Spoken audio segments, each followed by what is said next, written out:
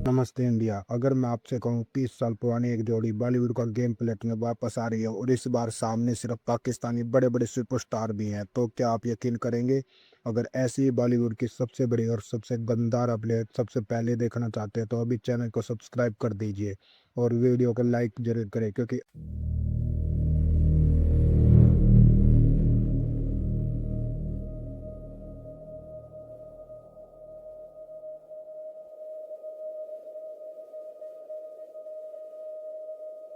To सिर्फ trailer था, असली तूफान अभी आना बाकी है। सनी देओल की नई फिल्म का सिर्फ 60 सेकंड का टीजर देखकर लोगों को 19 याद आ गया।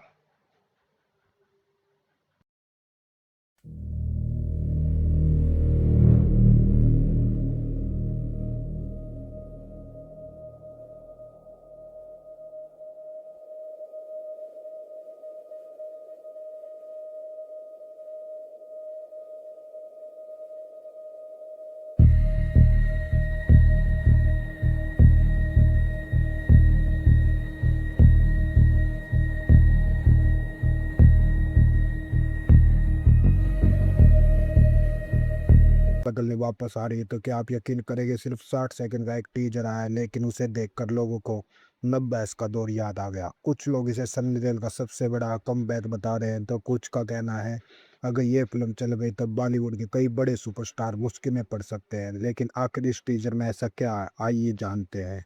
हेलो फ्रेंड्स, सनी देओल का नाम सुनते ही सबसे पहले याद आती है उनकी दमदार आवाज, गुस्सा और उस स्क्रीन प्रेजेंस जिसे आज के बहुत कम एक्टर मैच कर पाते हैं।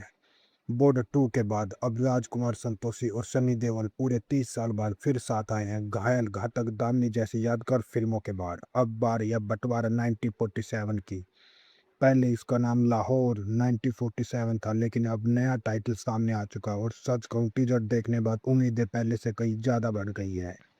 टीजर का पहला ही फ्रेम आपको 90 के दौर में ले जाता है। सब कुछ बहुत सिनेमैटिक और नेचुरल लगता है। कोई बेवजह की सीजीआई नहीं, कोई ओवर स्टाइलिश एक्शन नहीं। फिर आती है ट्रेल की झलक और वहीं से पुरानी गदर जैसी फीलिंग आने लगती है। इसके बाद सनी देओल की एंट्री होती है। न कोई फ्लैश लुक, न कोई ओवर द पॉप स्टाइलिंग। एक साधारण इंसान, लेकिन जैसे ही कैमरा उनके चेहरे पर आता पूरी शक्ति उन्हीं की हो जाती है। और फिर उनका डायलॉग, यकीन माने डायलॉग से ज़्यादा असर उसे बोलने वाले इंसान का होता है। यही वजह है कि सनी देओल आज भी अलग नजर आते हैं।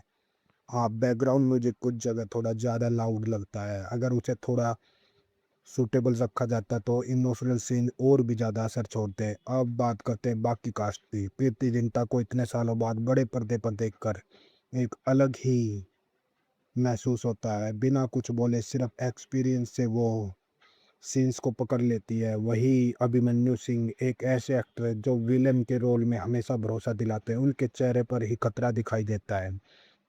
सबसे अच्छी बात ये लगी कि फिल्म सिर्फ एक्शन पर नहीं, इमोशनल पर भी बराबर ध्यान देती हुई दिख रही है। लेकिन मेरी सिर्फ एक उम्मीद है, फिल्म में कैमरा सनी देओल से हटाकर बाकी करेक्टर पर जरूरत से ज्यादा फोकस न करे। गदर 2 में यही शिकायत कई लोगों की थी। अब सबसे बड़ा सवाल, क्या बंटवारा 1947 सिर्फ एक एक्शन फिल्म होगी या इंडिया पाकिस्तान के रिश्तों पर कोई बड़ा मैसेज भी देगी? टीजर देखकर पूरी कहानी समझना मुश्किल है, लेकिन इतना जरूर लगता है फिल्म कंट्रोवर्सी से दूर नहीं रहने वाली। लेकिन राजकुमार संतोषी का नाम भरोसा देता है कि उनकी फिल्में में सिर्फ एक्शन नहीं, कहानी भी होती है। अगर आपने फिर वही पुराना मैजिक दोहरा दिया